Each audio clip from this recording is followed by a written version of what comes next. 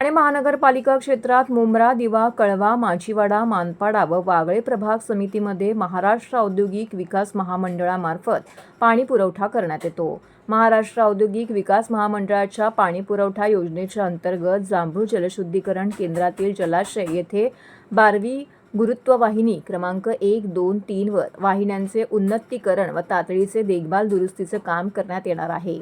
सदर कामानिमित्त गुरुवारी 23 एप्रिल ते रोजी दुपारी 12 वाजल्यापासून शुक्रवार दिनांक 24 एप्रिल रोजी दुपारी 12 वाजेपर्यंत एकूण 24 तास पाणी पुरवठा बंद राहणार आहे। या शटडाऊन कालावधीत ठाणे महानगरपालिकेअंतर्गत दिवा, मुंब्रा आणि कळवा प्रभाग समितीमधील सर्व भागांमध्ये वागळे प्रभाग समिती अंतर्गत कोलशेत खालसा गाव येथील पाणी पुरवठा 24 तासासाठी पूर्णपणे बंद राहील।